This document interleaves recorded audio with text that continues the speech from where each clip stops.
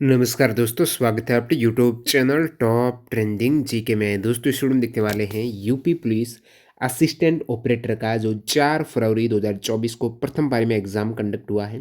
इस सेट में पूछे गए जीके, विज्ञान और हिंदी के टोटल 60 एग्जैक्टली सवाल आपको बताने वाला हूँ। आज जो रियल सवाल मेरे हैं उसकी जो लैंग्वेज हूबहू लैंग्वेज है वो स्टूडेंट ने सेंड की है। तो यहाँ पर जीके के जो टोटल 20 सवाल पूछे जाते हैं, जिसमें साइंस और जीके के इंक्लूड करके 40 सवाल होते हैं। तो यहाँ पर पूरे के पूरे जीके के सवाल 20 सवाल देखेंगे और साइंस के लगभग 16 क्वेश्चंस यहाँ पर मिले हैं, वो भी एग्जैक्टली क्वेश्चन, काफ़ी न्यूमेरिकल के सवाल है। अपन इस वीडियो में डिस्कशन सॉल्व करने वाले हैं। और हिंदी के यहाँ पर 40 में से 23 एग्जैक्टली क्वेश्चंस देखेंगे। तो एंड तक बने रहना है। इन सभी 60 क्वेश्चंस को आप देखने वाले हो 4 फरवरी की प्रथम पारी में पूछे गए यूपी पुलिस के आने वाले सेट में, या फिर यूपी पुलिस कांस्टेबल का जिन भी कैंडिडेट का एग्जाम है, ज़रूर इनसे फ़ायदा होगा इन सभी कैंडिडेट को। पीडीएफ फाइल के लिए आपको टेलीग्राम चैनल ज्वाइन करना है। न्यू कैंडिडेट जो टेलीग्राम से नहीं जुड़े हैं, लिंक डिस्क्रिप्शन बॉक्स में यहाँ पर डायरेक्टली सर्च करके @trendg आप ज्वाइन कर सकते हो। वहाँ पर इनसे पहले जो भी शिफ्ट का अपन ने एनालिसिस किया था उसकी पीडीएफ फाइल मिल जाएगी। तो स्पेशल थैंक्स यहाँ पर मनीष कुमार और अजय कुमार का, जिन्होंने रियल और ऑथेंटिक सवाल भेजे हैं। और अजय कुमार ने तो हूबहू सवाल भेजे हैं, आप देख पाएंगे यहाँ पर। तो ये है पहला सवाल। सबसे पहले जीके के सवाल अपन कंटिन्यू कर रहे हैं, ठीक है। सवाल है, पुलिस की वह इकाई जिसमें महिलाओं के मुद्दों के संबंध में जनता को विश्वास दिलाने हेतु कार्य किया जाता है। तो यहाँ पर यूपी पुलिस की इस यूनिट का पूछा है। तो ये यूनिट है यूपी पुलिस महिला सम्मान प्रकोष्ठ। ये यूपी पुलिस एमएसपी जो महिला सम्मान प्रकोष्ठ है, राज्य में महिलाओं और बच्चों की सुरक्षा, सम्मान और सशक्तिकरण के लिए समर्पित पुलिस विभाग की एक यूनिट है, इकाई है। और जो महिला सम्मान प्रकोष्ठ यानी एमएसपी को पुलिस और नागरिक समाज के बीच एक सेतु या पुल बनाने और महिलाओं और बच्चों के मुद्दों के संबंध में पुलिस में जनता का विश्वास बढ़ाने का काम सौंपा गया है। नेक्स्ट अपन सवाल देखते हैं, अग्निशमन विभाग किस मंत्रालय के अंतर्गत आता है। तो अग्निशमन विभाग है, ये गृह मंत्रालय के अधीन आता है। अगला सवाल है कि दहेज निषेध कानून के तहत कितने दहेज निषेध अधिकारी नियुक्त कर सकते हैं। तो दहेज निषेध कानून के तहत यहाँ पर फिक्स लिमिट नहीं है। राज्य सरकार जितने उचित समझे उतने दहेज निषेध अधिकारियों की नियुक्ति कर सकता है। तो फिक्स नहीं है, राज्य सरकार पर निर्भर है कितना वो उचित समझती है।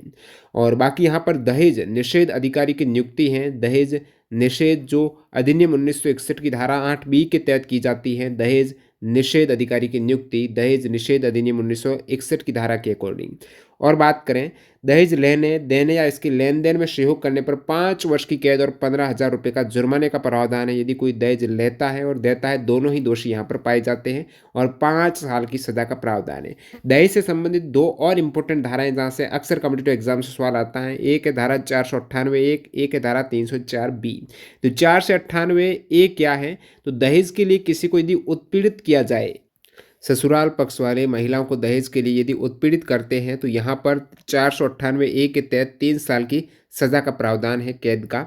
और धारा 304(b) है दहेज हत्या की धारा। जैसे कोई महिला ससुराल गई, शादी के 7 साल के भीतर यदि वो ऐसी परिस्थितियों में मृत पाई जाती हैं जो कि असामान्य परिस्थितियां हैं, तो उस पर दहेज हत्या की धारा लग सकती है। भारतीय दंड संहिता के अंतर्गत लड़की के पति और रिश्तेदारों को कम से कम यहाँ पर 7 वर्ष से लेकर आजीवन कारावास हो सकता है यदि कोई फीमेल मृत पाई जाती हैं और उसका विवाह 7 साल है, उसके भीतर यदि ये केस होता है, तो 304(b) के तहत यहाँ पर धारा लगती है। अगला सवाल देखिए। आगे बढ़े उससे पहले मैं आपको बता दूं, आप किसी भी कॉम्पिटिटिव एग्जाम्स की तैयारी करते हो, जब तक मॉक टेस्ट नहीं देंगे, प्रैक्टिस नहीं करेंगे, एग्जाम से पहले एग्जाम का एक्सपीरियंस नहीं लेंगे, तो आप सिलेक्शन में सवाल आते हुए भी गलत कर देते हो, सही समय में पूरे सवाल अटेम्प्ट नहीं कर पाते हो। कारण क्या है कि आप वहाँ पर पहली बार एग्ज़ाम को फेस कर रहे हो, तो नर्वसनेस के कारण काफ़ी सवाल आपके छूट जाते हैं, गलत हो जाते हैं। फिर पछतावा रहता है कि ये सवाल आता हुआ गलत होगा, क्योंकि आपने प्रैक्टिस नहीं की।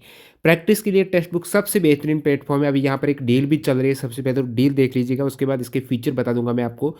तो कूपन कोड टीटीजे की यूज़ करके आप टेक्स्ट बुक पास प्रो है ना, वो 449 में ग्रैब कर सकते हो, जिसमें 1 साल की वैलिडिटी में जितने भी एग्ज़ाम्स आए, चाहे कोई भी स्टेट पुलिस का आए, एसएससी का आए, बैंकिंग का आए, रेलवे का आए, डिफेंस का आए, यानी 700 एग्ज़ाम्स के मॉक टेस्ट आपको एक ही पास में मिल जाएँगे। एक पास ले लिया, 700 एग्ज़ाम्स के आप साल भर मॉक टेस्ट दे पाएँगे और इसमें भी 17 लाख एक्टिव यूज़र्स है, जो एग्ज़ाम में फॉर्म आते हैं उतने यहाँ पर एक्टिव यूज़र्स है। 15,000 प्लस प्रीवियस ईयर के पेपर मिलेंगे। तो पास प्रो का फ़ायदा क्या है कि प्रीवियस ईयर के जितने भी एग्ज़ाम्स हुए हैं, वो पेपर हूबहू आप अटेम्प्ट करके एक्सपीरियंस ले सकते हो, एग्ज़ाम से अनुभव कर सकते हो और एग्ज़ाम का एनालिसिस ज़रूर कीजिएगा।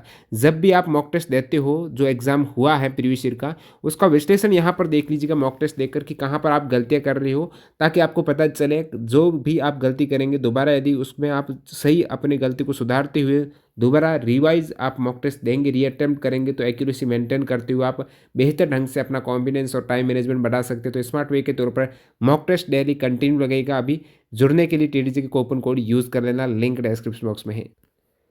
अगला सवाल यहाँ पर भाभा परमाणु अनुसंधान केंद्र में साइरस रिएक्टर का क्या उपयोग है? तो ये जो साइरस रिएक्टर है ना, साइरस का मतलब है सी यानी कनाडा, आई यानी इंडिया। तो Canada India research utility service है साइरस। साइरस ये मुंबई स्थित भाभा परमाणु अनुसंधान केंद्र में एक अनुसंधान रिएक्टर है। तो साइरस क्या है? यहाँ पर रिएक्टर है। इसे कनाडा ने 1954 में भारत को दिया था और ये भारत में चालू किया गया था 1960 में। इसने काम स्टार्ट किया था साइरस रिएक्टर ने और ये भारत में स्थापित होने वाला दूसरा नाभिकीय रिएक्टर था, प्रथम अप्सरा था। साइरस का उपयोग क्या होता है? तो न्यूट्रॉन बीम, सामग्री विकिरण, ईंधन परीक्षण, न्यूट्रॉन सक्रियण विश्लेषण और चिकित्सा में अनुप्रयोगों के लिए रेडियो आइसोटोप के उत्पादन का उपयोग करके संघनित पदार्थ का अनुसंधान के लिए बड़े पैमाने पर उपयोग किया जाता है साइरस रिएक्टर का। और इसे 2010 में स्थायी रूप से बंद कर दिया गया। और आपको बता दूं, जो पहला रिएक्टर था भारत और एशिया का पहला परमाणु अनुसंधान रिएक्टर, वो था अप्सरा, 1956 में आया था। भाभा परमाणु अनुसंधान केंद्र द्वारा चालू किया गया। उत्तर प्रदेश पुलिस देश की कौन सी पुलिस है जिसे ये सम्मान पहली बार मिला? तो एग्जैक्टली कौन सा सम्मान है? करंट का था या फिर किसका था? क्या विकल्प थे? आप कमेंट सेक्शन में ज़रूर बताइएगा। बाकी उत्तर प्रदेश पुलिस की बात करें तो एक पहला सम्मान उत्तर प्रदेश पुलिस को मिला है पहली बार, वो था प्रेसिडेंट्स कलर अवार्ड। तो प्रेसिडेंट्स कलर अवार्ड्स हैं, ये पहला अवार्ड 1952 में दिया गया था और ये यूपी पुलिस को मिला था। प्रेसिडेंट कलर अवार्ड 23 नवंबर 1952 को यूपी पुलिस को दिया गया था। नेक्स्ट यहाँ पर अल्पसंख्यकों के लिए सीखो एंड कमाओ योजना का सवाल पूछा गया है। तो अल्पसंख्यकों के लिए ये योजना है सीखो लर्न एंड अर्न स्कीम है, जो कि भारत सरकार द्वारा 2013-14 में अल्पसंख्यकों के लिए लागू की गई। अल्पसंख्यक वर्गों के लोगों का कौशल प्रशिक्षण पर उन्हें रोजगार उपलब्ध कराने के लिए योजना आई थी। और ये योजना, इससे जुड़ा हुआ एक और नाम है मध्य प्रदेश। तो आप पूछ लें मुख्यमंत्री सीखो और कमाओ योजना का शुभारंभ कहाँ हुआ? तो वो मध्य प्रदेश में हुआ 22 अगस्त 2023 को। और पूरे भारतवर्ष में यदि हुआ तो वो अल्पसंख्यकों की है, 2013-14 में आई थी। नेक्स्ट सवाल है लोक अदालत का दर्जा कब दिया गया? लोक अदालत का दर्जा कब मिला था? अब लोक अदालत को विधिक सेवा प्राधिकरण अधिनियम 1987 के तहत वैधानिक दर्जा दिया गया है। तो लोक अदालत को वैधानिक दर्जा मिला है 1987 को। और ये जो एक्ट है ना, विधिक सेवा प्राधिकरण अधिनियम, ये 9 नवंबर 1995 को लागू हुआ। पहली लोक अदालत कहाँ पर स्थापित हुई? तो प्रथम लोक अदालत 1982 में गुजरात के जूनागढ़ जिले के ऊना शहर में आयोजित की गई थी। नेक्स्ट सवाल देखते हैं। यहाँ पर पुलिस विभाग का सवाल पूछा है कि पुलिस एक्ट 1861 की धारा 12 के तहत किसका उल्लेख है? पुलिस अधिनियम कौन सा? 1861 का, मॉडर्न वाला नहीं, 1861 का पुलिस अधिनियम है। इसकी धारा 12 पूछ ली, थोड़ा टफ सवाल है। तो ये धारा 12 है, महानिरीक्षक के नियम बनाने की शक्ति है। पुलिस महानिरीक्षक है ना, उनके नियम बनाने की शक्ति है पुलिस एक्ट 1861 की धारा 12 में, कि समय समय पर राज्य सरकार के स्वामित्व के आदेश, ऐसे आदेश और नियम बनाए जा सकते हैं जिसमें वो पुलिस बल के संगठन, लचीलापन वितरण स्थान पर समीचीन समझेंगे। और इस एक्ट में, जो पुलिस एक्ट 1861 है, इसमें टोटल 47 धाराएं हैं, जिसमें धारा 12 है महानिरीक्षक के नियम बनाने की शक्ति। तो ये बाकी आप कुल कुछ इंपॉर्टेंट धाराएं देख सकते हो। ये धारा 1 में निर्वाचन खंड, 2 में बल का गठन, इसी प्रकार धारा 3 में राज्य सरकार में अधीक्षण निहित होना है। धारा 4 में पुलिस महानिरीक्षक का पद है। 5 में महानिरीक्षक की शक्तियां हैं, शक्तियों का प्रयोग है। 6 में क्या? पुलिस अधिकारी को मजिस्ट्रेट की शक्तियां। 7 में अवर अधिकारियों की नियुक्ति और पदच्युति आदि। पुलिस अधिकारी को प्रमाण पत्र। 8 में पुलिस अधिकारी बिना इजाजत या 2 मास की सूचना के पद त्याग नहीं करेंगे। 9 में 10 में है पुलिस अधिकारी अन्य नियोजन में नहीं लगेंगे। पुलिस अधिवार्षिकी निधि है। 11 में महानिरीक्षक की नियम बनाने की शक्ति, धारा 12 में। ये कुछ शक्तियां हैं, धारा हैं जो पुलिस एक्ट 1861 की है। नेक्स्ट सवाल देखते हैं। वर्ष 2020 के व्यास सम्मान के लिए प्रख्यात लेखक प्रोफेसर शरद पगारे की किस उपन्यास को चुना गया? तो 2022 का व्यास सम्मान है वो शरद पगारे का उपन्यास है पाटलिपुत्र की साम्राज्ञी। तो पाटलिपुत्र की साम्राज्ञी के लिए शरद पगारे को दिया गया है 2020 का व्यास सम्मान। अब जो व्यास सम्मान लेटेस्ट की बात करें तो 2023 में जो व्यास सम्मान मिला है हिंदी में ही दिया जाता है व्यास सम्मान। तो 2023 में यादें यादें और यादें जो संस्मरण है पुष्पा भारती का उस हेतु दिया गया है 2023 में व्यास सम्मान। 2022 में व्यास सम्मान दिया गया है पागल खाना उपन्यास हेतु ज्ञान चतुर्वेदी को। तो 2022 में व्यास सम्मान ज्ञान चतुर्वेदी को और 2021 में व्यास सम्मान दिया गया है असगर वजाहत को महाबली नाटक हेतु। और 2020 में जो आपको पूछा है ना व्यास सम्मान, तो 2020 का व्यास सम्मान दिया गया है पाटलिपुत्र की सम्राज्ञी शरद पगारे का उपन्यास को। नेक्स्ट सवाल देखते हैं यहाँ पर सवाल नंबर 10। आर्टिकल 279 ए के प्रारंभ होने के कितने दिनों के भीतर राष्ट्रपति द्वारा जीएसटी काउंसिल का गठन किया जाना तय हुआ था? तो आर्टिकल 279 ए में जीएसटी काउंसिल के रिगार्डिंग है वो तय किया गया था कि जीएसटी काउंसिल का गठन जैसे ही ये जीएसटी लागू होगी, राष्ट्रपति की मंजूरी मिलेगी, उसके कितने दिन के भीतर है वो काउंसिल गठन होना अनिवार्य है। तो राष्ट्रपति द्वारा यहाँ पर जो संविधान का आर्टिकल 279 ए का क्लोज 1 के अनुसार अनुच्छेद 279 ए के प्रारंभ होने के 60 दिनों के भीतर राष्ट्रपति द्वारा जीएसटी परिषद का गठन किया जाएगा। तो अनुच्छेद 279 ए को 12 सितंबर 2016 से लागू की अधिसूचना 10 सितंबर 2016 को जारी की गई थी। आर्टिकल 279 ए जो कि जीएसटी परिषद से संबंधित है। तो जीएसटी परिषद में क्या क्या कौन कौन से पद हैं? तो जीएसटी परिषद में अध्यक्ष कौन होते हैं? तो वो होते हैं केंद्रीय वित्त मंत्री, जीएसटी परिषद के अध्यक्ष हैं। सदस्य कौन होंगे? तो वित्त या राजस्व के केंद्रीय राज्य मंत्री। अब वित्त मंत्री सदस्य अध्यक्ष और एक सदस्य हैं जो केंद्रीय राज्य मंत्री है वित्त विभाग के, वो रहेंगे। और सदस्य कौन है? तो वित्त या कराधान के प्रभारी मंत्री या प्रत्येक राज्य सरकार द्वारा नामित कोई अन्य मंत्री। तो प्रत्येक राज्य का यहाँ पर वित्त मंत्री होगा या फिर अन्य कोई मंत्री है, प्रत्येक राज्य के यहाँ पर एक मेंबर रहने वाला है भारत के जो राज्य है। इसके अतिरिक्त उपाध्यक्ष का पद भी है। जीएसटी परिषद अपने ही सदस्यों में से किसी एक का परिषद के उपाध्यक्ष के रूप में चयन कर सकती है। नेक्स्ट है किसान दिवस कब मनाया जाता है? तो 23 दिसंबर को किसान दिवस मनाते हैं। 22 दिसंबर गणित दिवस, 23 दिसंबर किसान दिवस। 23 दिसंबर का दिन क्यों? क्योंकि इसी दिन 5वें प्रधानमंत्री चौधरी चरण सिंह की जयंती है और उन्हीं की जयंती की याद में 23 दिसंबर को एज ए फार्मर डे किसान दिवस मनाते हैं, राष्ट्रीय किसान दिवस। 223 वर्ष पूर्व कहाँ पर भारत की पहली आयुध फैक्ट्री की स्थापना की गई थी? तो प्रथम जो ऑर्डिनेंस फैक्ट्री भारत की स्थापित हुई है वो कोलकाता में हुई है, 1801 में हुई है, जिसमें अभी 223 वर्ष हो चुके हैं। तो ये कोलकाता के पास कोसीपोर में प्रथम आयुध फैक्ट्री। आयुध का मतलब है जहाँ पर औजार हथियार वगैरह बनाए जाते हैं, युद्ध सामग्री गोला बारूद अस्त्र शस्त्र जो रखे जाते बनाए जाते हैं, वो आयुध फैक्ट्री है। और ऑर्डिनेंस फैक्ट्री बोर्ड की स्थापना 1712 में कोलकाता में हुई और ऑर्डिनेंस फैक्ट्री पहली बार जो स्थापित हुई है भारत में 223 वर्ष पहले 1801 में कोलकाता के कोशीपोर में। नेक्स्ट अपना सवाल है बुंदेलखंड का जो क्षेत्र है ना वो गर्म क्यों रहता है? तो उत्तर प्रदेश और मध्य प्रदेश का एक संयुक्त क्षेत्र है बुंदेलखंड क्षेत्र। ये गर्म इसलिए रहता है क्योंकि जो कर्क रेखा है ना इसी बुंदेलखंड के बहुत नज़दीक से गुजरती है और जहाँ से कर्क रेखा गुजरती है वो क्षेत्र सूर्य की किरणें सीधी पड़ती है तो गर्म ज़्यादा रहता है। तो बुंदेलखंड इसमें उत्तर प्रदेश के जालौन जिला आता है, झांसी, ललितपुर, चित्रकूट, हमीरपुर, बांदा और महोबा आते हैं ये जिले।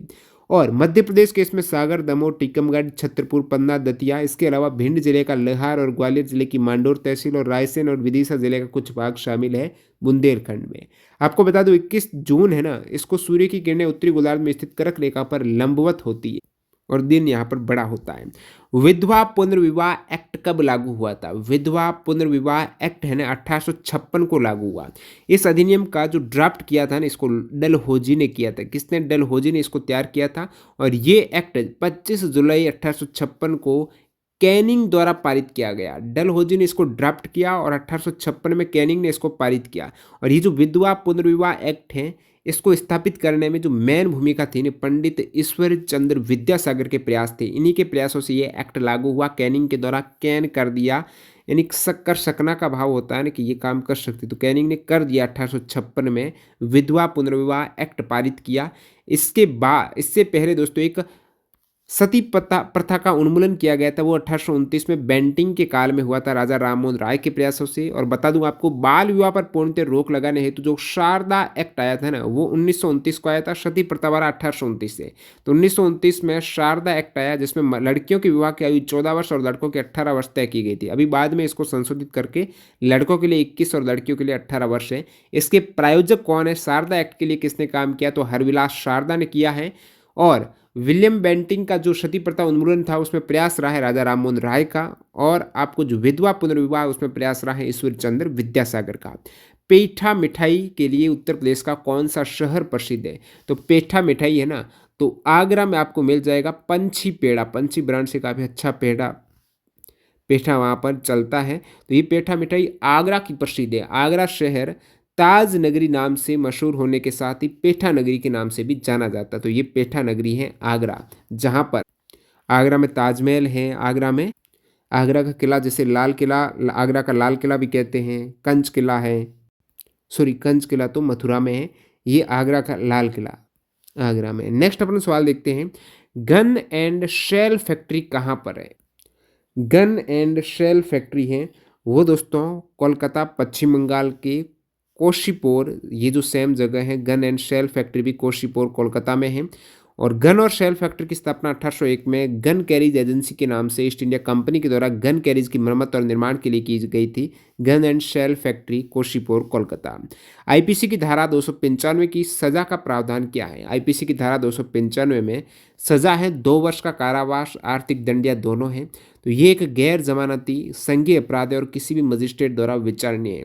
आईपीसी की धारा 295 में किसी वर्ग के धर्म का अपमान करने के आशय से उपासना के स्थान को क्षति करना या अपवित्र करना, इसमें इसी केस में यदि कोई किसी भी धर्म का उपासना का स्थल है, जैसे मंदिर मस्जिद है या फिर कोई भी पवित्र चीज़ है, उसको अपवित्र करता है, उसका अपमान करता है, उस केस में यहाँ पर आईपीसी की धारा 295 के तहत 2 वर्ष की सजा का प्रावधान है।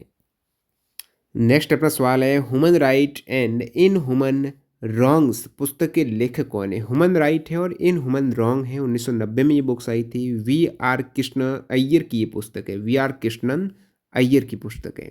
पुलिस के लिए कानूनी सलाहकारों की नियुक्ति की जिम्मेदारी किसकी होती है? पुलिस के लिए कानूनी सलाहकार राज्य सरकार कानूनी और वित्तीय मामलों पर पुलिस महानिदेशक की सहायता और सलाह देने के लिए एक कानूनी सलाहकार की नियुक्ति करती है। वो पुलिस में हर पुलिस डिपार्टमेंट के लिए पुलिस महानिदेशक की सहायता के लिए एक कानूनी सलाहकार जरूर नियुक्त किया जाता है, एक वित्तीय सलाहकार भी। और मैं आपको बता दूं, एक जो मॉडल पुलिस एक्ट 2006 है ना, पुलिस एक्ट के बाद ये जो मॉडल पुलिस एक्ट आया है 2006, इसके धारा 22 में पुलिस अधीक्षक यानी सुप्रिटेंडेंट ऑफ पुलिस को किसी भी सक्षम और इच्छुक व्यक्ति को पुलिस सेवा की सहायता के लिए विशेष पुलिस अधिकारी नियुक्त करने का भी अधिकार है एसपी को। तो ये पुलिस सलाहकार नहीं है, लेकिन पुलिस सेवा की सहायता के लिए विशेष पुलिस अधिकारी है। नेक्स्ट, एक प्रकार का मेलवेयर जो आपके कंप्यूटर पर विज्ञापन प्रदर्शित करता है, तो ये है दोस्तों एडवेयर। यूपीएसआई 2017 में भी ये सवाल आ चुका है, जो कि मैंने कराया था आपको। यूपीएसआई और यूपी पुलिस के जितने भी कंप्यूटर रिलेटेड ये जो सोशल और साइबर वाले सवाल थे ना, इसका वीडियो डाला हुआ है पीडीएफ भी टेलीग्राम पर, आप चेकआउट करना। एक प्रकार का मेलवेयर है, ये एडवेयर है जो कि आपको पॉपअप के रूप में, बड़े बैनर के रूप में पूर्ण स्क्रीन पर आपको विज्ञापन शो करने के लिए शो होता है। अब देखते हैं सामान्य विज्ञान के जो सवाल पूछे गए हैं वो कौन कौन से। ज़्यादातर न्यूमेरिकल सवाल है, टफ है। साइंस के सवाल यहाँ पर टफ सवाल देखने को मिले हैं। 1000 वॉट का हीटर 20 दिन तक प्रतिदिन 5 घंटे के लिए चलाया जाता है तो कितने यूनिट बिजली की खपत करेगा? तो इसके लिए आपको पता होना चाहिए 1 यूनिट बराबर कितना होता है। 1 यूनिट बराबर 1 किलोवाट आवर होता है, ठीक है। यानी कितने किलोवाट आवर बनेंगे उसके अकॉर्डिंग यूनिट आप तय कर सकते हो। तो किलोवाट आवर, यहाँ पर वाट कितने दे रखे हैं? 1000 वाट। 1000 वाट का मतलब 1 किलोवाट। और ये कितने घंटे चल रहे हैं? तो 1 किलोवाट घंटे की बात करें, 20 दिन, एक दिन में 5 घंटे, तो आप कहेंगे 20 गुणा 5 हो गया, ठीक है। तो इस प्रकार हो जाएगा 100 किलोवाट आवर चलेंगे, यानी 100 यूनिट। 100 किलोवाट आवर यानी 100 यूनिट बिजली की खपत होगी। नेक्स्ट है, विद्युत द्विध्रुव का निर्माण कैसे होता है? तो विद्युत द्विध्रुव डाइपोल, इलेक्ट्रिक डाइपोल विद्युत द्विध्रुव का निर्माण के लिए एक विद्युत द्विध्रुव का निर्माण तब होता है जब समान परिमाण और विपरीत चिन्ह के दो आवेश एक दूसरे से बहुत कम दूरी पर रखे होते हैं। दो आवेश यदि समीप समीप हो, पास पास हो, निकट निकट एकदम पास में रखे हुए, ज़्यादा डिस्टेंस पर नहीं हो, बहुत ही नज़दीक नज़दीक हो और वो परिणाम में समान हो। यहाँ पर क्यू है तो ये भी क्यू होना चाहिए, लेकिन एक प्लस है एक माइनस है। विपरीत चिन्ह के दो आवेश एक दूसरे के बहुत कम दूरी पर हो तो वहाँ पर द्विध्रुव बन जाएगा। इसका कारण ये कि एक बड़ी दूरी पर एक दूसरे पर लगाया गया बल लगभग शून्य हो जाएगा। जब दो समान और विपरीत आवेशों को एक छोटी दूरी द्वारा अलग किया जाता है तो आवेशों के संयोजन को विद्युत द्विध्रुव कहा जाता है। एक विद्युत द्विध्रुव की सामर्थ्य को द्विध्रुव आघूर्ण द्वारा मापा जाता है। विद्युत द्विध्रुव आघूर्ण को P द्वारा निरूपित करते हैं। द्विध्रुवीय आघूर्ण की SI यूनिट होती है कूलाम्ब मीटर। नेक्स्ट है दो आवेशों के बीच बल यहाँ पर 380 न्यूटन है। यदि उनके बीच की दूरी दूरी दुगुनी कर दे तो बल कितना होगा। तो ये कूलाम का नियम क्या कहता है, जो दो आवेशों के मध्य बल F लगता है ना, उनकी जो आवेश हैं उनके परिमाण के तो गुणनफल के समानुपाती होता है। जो आवेश का परिमाण है उनके गुणनफल के समानुपाती, और बीच की दूरी दो आवेशों के बीच की दूरी के वर्ग के व्युत्क्रमानुपाती होता है। तो के यहाँ पर कांस्टेंट आ जाएगा, ठीक है। के की वैल्यू होती है 9 गुणा 10 की घात 9 न्यूटन मीटर स्क्वायर पर कूलाम स्क्वायर। तो यहाँ पर कर क्या रहा है, बीच की दूरी दोगुनी कर रहा है, यानी आर के स्थान पर 2r आप करेंगे ना तो कितना हो गया 2r का स्क्वायर यानी 4r स्क्वायर हो गया। तो 1/4 हो गया ये पूरा समीकरण। तो f बराबर जो नया f डैश होगा वो 1/4f होगा, यानी f का चौथा भाग कितना हो रहा है यहाँ पर। तो f का चौथा भाग आप करेंगे तो 95 न्यूटन बल अब लगेगा। नेक्स्ट है प्राविद्युत डाई इलेक्ट्रिक पदार्थ क्या है। प्राविद्युत पदार्थ की बात करें तो ये एक तरीके के इंसुलेटर होते हैं। प्राविद्युत पदार्थ वे हैं जो कुचालक होने के साथ साथ पर्याप्त मात्रा में ध्रुवण का गुण भी प्रदर्शित करते हैं, यानी ऐसे पदार्थ जिसे यदि आप विद्युत क्षेत्र में ले जाते हो, वैसे तो वो पदार्थ होते हैं वो कुचालक होते हैं, यदि विद्युत क्षेत्र में नहीं ले जाते हो तो वो कुचालक की भांति काम करेंगे। लेकिन यदि उस पदार्थ को विद्युत क्षेत्र में ले गया, आप ले जाएंगे विद्युत क्षेत्र में रखेंगे, विद्युत क्षेत्र वहां पर पैदा करेंगे उसके अंदर, तो वे ध्रुवित हो जाएंगे। क्या हो जाएंगे, ध्रुवित हो जाएंगे। और प्राविद्युत पदार्थों को जो कैपेसिटर है ना उसकी प्लेटों के बीच में उपयोग किया जाता ताकि समान आकार में अधिक धारिता है वो हो सके। उदाहरण क्या है प्राविद्युत का, तो पॉलीप्रोपिलीन इसका एक प्राविद्युत पदार्थ का उदाहरण है। नेट बल का सिद्धांत किसने दिया, तो एग्जैक्टली सवाल नहीं मिला, क्या था बताना। एक सवाल था जो क्लोज्ड सरफेस रहती है ना संवर्त पृष्ठ, उससे उत्पन्न चुंबकीय फ्लक्स का मान शून्य कब होता है। तो चुंबकीय फ्लक्स उस सरफेस पर शून्य रहता है, ये कहता है गॉस का नियम। चुंबकत्व के लिए गॉस का नियम कहता है किसी भी क्लोज्ड सतह पर चुंबकीय क्षेत्र का शुद्ध चुंबकीय प्रवाह हमेशा शून्य होना चाहिए। तो यहाँ पर पूरे सतह पर चुंबकीय क्षेत्र शून्य होगा, यानी आप कहेंगे जब चुंबकीय फ्लक्स शून्य तब होगा जब तल के समानांतर होगा। कब होगा, तल के समानांतर इन सतह पर चुंबकीय फ्लक्स शून्य होगा। जब चुंबकीय क्षेत्र तल के अभिलंबवत होगा, चुंबकीय क्षेत्र उस तल के लंबवत है परपेंडिकुलर, उस केस में चुंबकीय फ्लक्स अधिकतम होगा। नेक्स्ट, एक विमीय गति का उदाहरण बताइए। वन जो डायमेंशनल गति है उसका आपको उदाहरण बताना है। एक विमीय गति यानी एक डायरेक्शन में यदि कोई गति होती है ना वो एक विमा की गति है। दो विमीय यानी दो डायरेक्शन में। तो एक विमीय गति का बेहतर उदाहरण आप देखेंगे चलती ट्रेन। ट्रेन हमेशा एक सीधी डायरेक्शन में चलती है तो वो एक विमीय गति है। इसी प्रकार सीधी रेखा पर यदि कोई घोड़ा दौड़ रहा है वो भी एक विमीय गति है। तो जब कोई निकाय एक सीधी रेखा पर गति कर रहा है, मोशन में है, तो वो एक विमीय गति है। और जब सर्कुलर मोशन में आएगा ना वो द्विविमीय हो जाएगा, क्योंकि वो सीधी रेखा नहीं रहेगी, वो ऐसे रेखा बार बार चेंज होती रहेगी तभी वो सर्कुलर बनाए। तो ये द्विविमीय गति हो जाएगी। जैसे ग्रहों की गति होती है ना वो द्विविमीय, न कि एक विमीय। नेक्स्ट अपना एक न्यूमेरिकल है, किसी पिंड को 40 मीटर पर सेकेंड की दर से ऊपर फेंका जाता है तो वो कितनी ऊंचाई तक जाएगा। अधिकतम ऊंचाई उसकी ज्ञात करनी है। यहाँ पर गुरुत्वीय त्वरण जी बराबर लगभग 10 मीटर पर स्क्वायर मानना है, सेकेंड स्क्वायर। तो यहाँ पर आपको दिया क्या है, किसी पेन को 40 मीटर पर सेकंड की दर से ऊपर फेंक रहे हैं, यानी इनिशियल वेलोसिटी u बराबर आपको 40 मीटर पर सेकंड दे रखा है। इसके अतिरिक्त अब ऊपर फेंकेंगे, जब पिंड को ऊपर फेंकेंगे तो अधिकतम ऊंचाई पर जाने पर पिंड रुककर वापस नीचे आएगा। तो रुकेगा तो अंतिम वेग उसका क्या होगा, शून्य हो जाएगा। जहाँ पर रुक जाएगा 0 मीटर पर सेकेंड। अब आपको पूछा क्या अधिकतम कितनी हाइट पर गया, यहाँ पर जी दे रखा आपको 10 मीटर पर। तो आप देखेंगे न्यूटन की जो गति के समीकरण में तीसरा समीकरण है V square minus U square बराबर 2as, यानी v दे रखा है, u भी दे रखा है, त्वरण आपको दे रखा है, s आपको फाइंड आउट करना है। तो यहाँ से एक तो आपका त्वरण है कितना, आप ऊपर की डायरेक्शन में फेंक रहे हो तो गुरुत्वीय बल नीचे की डायरेक्शन में लगता है अपनी केंद्र की ओर, लेकिन आप ऊपर फेंक रहे हो तो जी माइनस में लेना पड़ेगा, जी माइनस 10 मीटर पर सेकेंड स्क्वायर लेना पड़ेगा। तो v तो आप शून्य ले लिया, ठीक है, u आपने 40 ले लिया, 40 का स्क्वायर लेंगे बराबर 2 गुणा -10 और s आपको फाइंड आउट करना है।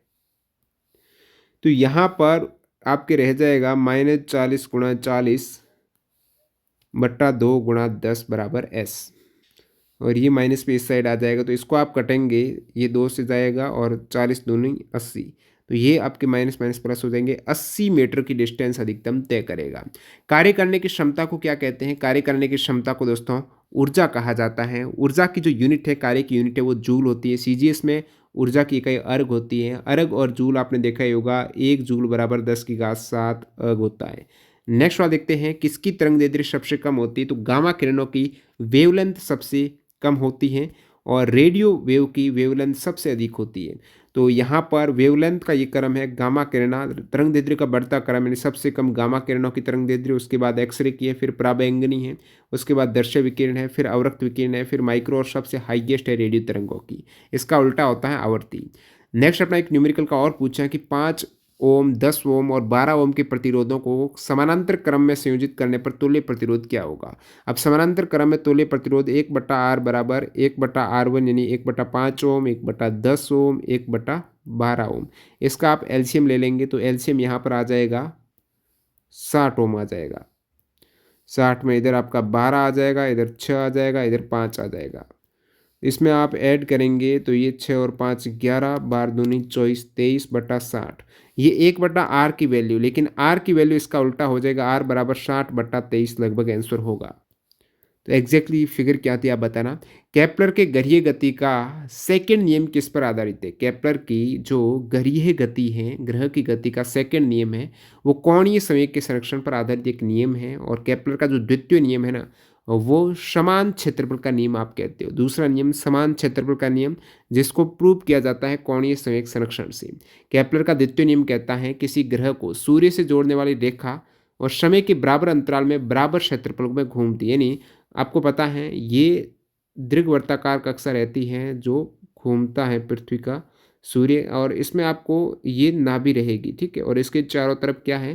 पृथ्वी घूम रही है। तो मान लेते हैं कोई भी ग्रह घूम रहा है, तो यहाँ पर वो धीरे, जितनी दूरी होगी उतना धीरे से घूमेगा, और जैसे ही ग्रह पास में आएगा तो समान समय में वो बहुत तेजी से मूव करेगा। तो ये बोल रहा है कि जो क्षेत्रफल है ना, जहाँ पर सूर्य के नज़दीक जब ग्रह आता है तो क्षेत्रफल जो उसी समय में कवर करता है जितना क्षेत्रफल, और जो सेम समय यहाँ पर लगा है वो ये वाला क्षेत्रफल दोनों बराबर है। यहाँ पर सूर्य के पास में तो थोड़ा जल्दी मूव करेगा, तो ये वाली डिस्टेंस थोड़ी बड़ी हो जाएगी, कर्व बड़ा हो जाएगा, चाप बड़ा हो जाएगा।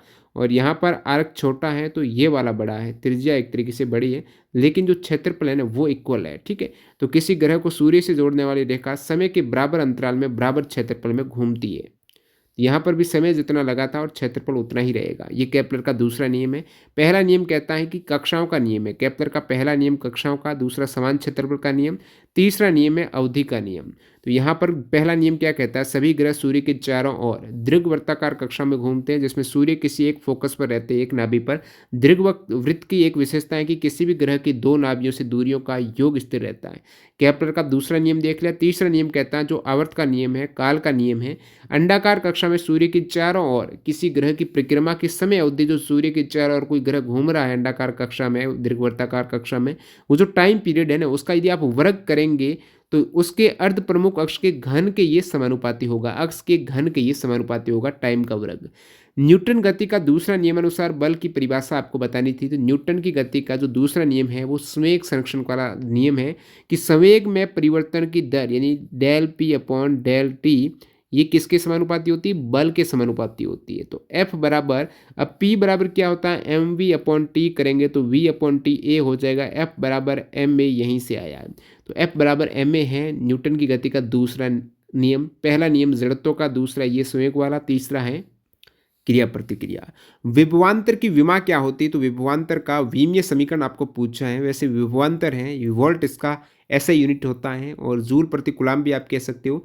इसका विमीय समीकरण क्या होता है? m1l2t-3 और i-1। तो ये इसका विमीय समीकरण है 1 2 3 1, ठीक है। कैंडेला किसकी ऐसे यूनिट है? कैंडेला ज्योति तीव्रता की ऐसे यूनिट है। नेक्स्ट अपन देखते हैं, यदि R बराबर 25 ओम, P बराबर 220 वॉट, V बराबर 110 वोल्ट, तो V R M S, V जो वोल्ट का रूट मीन स्क्वायर वैल्यू कितनी होगी? तो इसमें सवाल की लैंग्वेज में हो सकता है कुछ डाटा गड़बड़ हो, इस डाटा से तो नहीं आ सकता है, क्योंकि वी पीक यहाँ पर नहीं दे रखा। तो वी पीक कैसे ज्ञात करेंगे? तो वी पी या फिर वी जीरो आप जो बोलते हो, तो ये जो वी आर एम एस है ना, वी पी अपॉन रूट 2 होता है जब एसी करंट होती तब। सामान्य हिंदी की बात करें तो जो सवाल पूछे गए वो देखते हैं। आचार्य देव ने अलंकार के लिए अपना आदर्श कैसे माना? तो इसका आंसर नहीं मिला है। आचार्य देव ने अलंकार के लिए अपना आदर्श कैसे माना है? अवसर का तद्भव क्या होगा? अवसर होगा। ठीक है।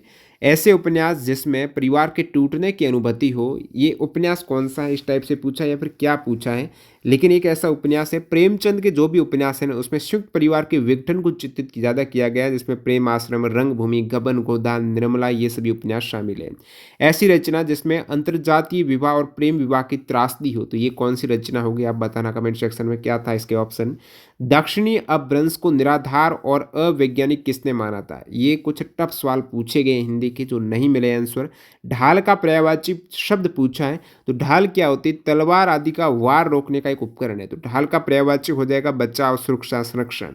नेक्स्ट अपना है रस दशा हृदय की मुक्त अवस्था है, ये किसने कहा था? तो रस दशा हृदय की मुक्तावस्था है, ये आचार्य रामचंद्र शुक्ल ने कहा था। तो रामचंद्र शुक्ल ने क्या कहा था? जिस प्रकार आत्मा की मुक्तावस्था ज्ञान दशा कहलाती है, उसी प्रकार हृदय की मुक्तावस्था रस दशा कहलाती है। हृदय की इसी मुक्ति की साधना के लिए मनुष्य की वाणी जो शब्द विधान करती है उसे कविता कहते हैं, ये आचार्य रामचंद्र शुक्ल ने कहा था। और यहाँ पर सूर्यकांत त्रिपाठी निराला का भी एक स्टेटमेंट है कि मनुष्यों की मुक्ति की तरह कविता की भी मुक्ति होती है। मनुष्यों की मुक्ति कर्मों के बंधन से छुटकारा पाना है और कविता की मुक्ति छंदों के शासन से अलग होना। तो कविता की मुक्ति छंद के शासन से अलग होना और मनुष्य की मुक्ति कर्मों के बंधन से अलग होना, ये सूर्यकांत त्रिपाठी निराला ने कहा था। नेक्स्ट वाले, कानपुर में कौन कौन सी भाषा बोली जाती है? अब कानपुर में अलग अलग भाषा, हिंदी भाषा मेजर बोली जाती है, इसके अलावा कन्नौजी भाषा भी वहाँ पर बोली जाती है। सदैव का विलोम क्या होगा? एक निर्दय होता है, एक दयालु होता है, तो सदैव है और निर्दय इसका विलोम हो जाएगा। हिंदी में साहित्य अकादमी पुरस्कार 2019 किस उपन्यास हेतु दिया गया? अब हिंदी में साहित्य अकादमी अवार्ड 2019 का पूछा तो कवि नंद किशोर आचार्य को उनका कविता संग्रह छीलते हुए अपने को दिया गया है। अब यहाँ पर एक सवाल पूछा कि 2020 में हिंदी भाषा में बाल साहित्य पुरस्कार किसे दिया गया है? तो साहित्य अकादमी की तरफ से जो बाल साहित्य पुरस्कार दिया जाता है, तो 2020 में हिंदी भाषा में बाल साहित्य पुरस्कार है संपूर्ण बाल कविताएं हेतु बाल स्वरूप राही को दिया गया है। बाल साहित्य पुरस्कार 2010 से 2023 तक का ये संपूर्ण डाटा आपको बता देता हूँ। हिंदी में बाल साहित्य पुरस्कार लेटेस्ट 2023 में कौतुक ऐप कहानी हेतु सूर्यनाथ सिंह को दिया गया है। 2022 में क्षमा शर्मा की चुनिंदा बाल कहानियों हेतु क्षमा शर्मा को दिया गया। 2021 में नाटक में विज्ञान हेतु देवेंद्र मेवाड़ी को। 2020 में संपूर्ण बाल कहानियां हेतु बाल स्वरूप राही को दिया गया और 2019 में काचू की टोपी हेतु गोविंद शर्मा को दिया गया। और इसी टाइप से 2010 का देखेंगे तो एक था ठुनठुनिया उपन्यास हेतु प्रकाश मनु को दिया गया बाल साहित्य अवार्ड। नेक्स्ट अपना साहित्य अकेडमी युवा पुरस्कार भी एक अवार्ड रहता है, तो साहित्य अकेडमी युवा पुरस्कार भी आपको देख के जाना है। 2023 में साहित्य अकेडमी युवा पुरस्कार में चांदपुर की चंदा उपन्यास हेतु अतुल कुमार राय को मिला है। 2022 में प्रेम उपन्यास हेतु भगवंत अनमोल को दिया गया। 2021 में किस्सा लखनऊ के आवामी किस्से कहानी हेतु हिमांशु वाजपेयी को दिया गया है। 2020 में UR अनंत मूर्ति प्रतिरोध का विकल्प हेतु अंकित नरवाल को दिया गया है। तो इस टाइप से ये हैं युवा वाले। पर्वत शब्द का विशेषण क्या है? पर्वत का विशेषण है पर्वतीय। और भी कोई गद्य दे रखा है तो पर्वत की विशेषता दो बताएं, जैसे पर्वत कैसा? विशाल पर्वत है, बड़ा पर्वत है, तो इस टाइप से उसकी विशेषता भी हो सकता है। तो पर्वतीय में गुणवाचक विशेषण है। ठीक है। नेक्स्ट है उपवन का पर्यायवाची शब्द क्या है? उपवन का पर्यायवाची शब्द बाग, बगीचा, उद्यान, वाटिका, पुष्पोद्यान, फुलवारी, पुष्प वाटिका, गुलिस्तान, चमन, गुलशन, ये उपवन के पर्यायवाची है। सहचर्य का लिंग परिवर्तन है, तो इसका एग्जैक्टली यही सवाल था, तो आप बताना क्या था? गर्दन पर सवार होना मुहावरे का सही अर्थ, गर्दन पर सवार हो जाना यानी पीछे ही पड़ जाना, पीछे बिल्कुल लग जाना। जिस प्रकार अगला सवाल है उच्छृंखल का पर्यायवाची शब्द क्या है? तो उच्छृंखल का पर्यायवाची शब्द की बात करें तो ऐसा उपद्रवी यानी एक तरीके से उद्दंड, अक्खड़, आवारा, अंडबंड, निरंकुश, मनमर्जी, स्वेच्छाचारी, विघटनकारी, झगड़ालू, कर्कश, विद्रोही, उपद्रवी, ये उच्छृंखल का पर्यायवाची है। उरीण का विलोम शब्द क्या होगा? जिसको ऋण से मुक्ति मिल जाए उरीण है, यानी इसका उल्टा, जिस पर ऋण हो, जिस पर कर्ज हो, जिस पर उधार हो और जिस पर ऋण न हो, वो उरीण है। नेक्स्ट अपना सवाल देखते हैं, कुटिया का बहुवचन क्या है? अब ये है कुटिया और कुटिया। कुटिया का कुटिया हो जाएगा बहुवचन, कुटिया कुटिया, तो यहाँ पर अनुस्वार लग जाएगा। नेक्स्ट है चमकीला में प्रत्यय क्या है? चमकीला में जो प्रत्यय है ना वो ईला प्रत्यय है। क्या है? चमकीला ईला प्रत्यय से बना चमकीला है। नेक्स्ट है सिंधी भाषा किस अपभ्रंश भाषा से संबंधित है? सिंधी भाषा की बात करें तो ये दोस्तों वार्चड़ नाम की अपभ्रंश ये जो सिंधी है ना ये वार्चड़ या फिर ब्राचड़ अपभ्रंश से बनी है। तो ब्राचड़ या ब्राचड़ अपभ्रंश से बनी है सिंधी भाषा। और बाकी ये पेशाची नाम की प्राकृत और ब्राचड़ नाम की अपभ्रंश से बनी है सिंधी भाषा। और जो 7 प्रमुख अपभ्रंश हैं उनसे कौन सी भाषाएं बनी हैं, बार बार मैं बता रहा हूँ, यहाँ से सवाल भी आ रहे हैं।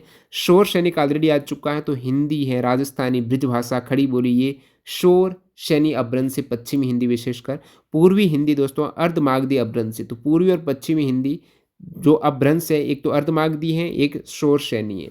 पेशाची अपभ्रंश से पंजाबी भाषा, ब्राह्मण अपभ्रंश से सिंधी भाषा, खस अपभ्रंश से पहाड़ी कुमायूनी गढ़वाली भाषा, महाराष्ट्रीय अपभ्रंश से मराठी है।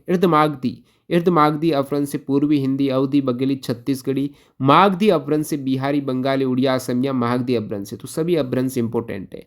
अब अंतिम सवाल की ओर मूव कर रहे हैं अपन। राम अपनी किताब बाएं हाथ से लिखता है। तो यहाँ पर क्रिया के साथ क्रम ऐड है। क्या है? किताब लिख रहा है। क्या लिख रहा है? क्या का जवाब जो क्रम है ना, तो राम यदि ये कहता है कि राम हाथ से लिखता है, राम लिखता है, तो क्रम नहीं है लिखना। क्या लिखता है? राम किताब लिखता है।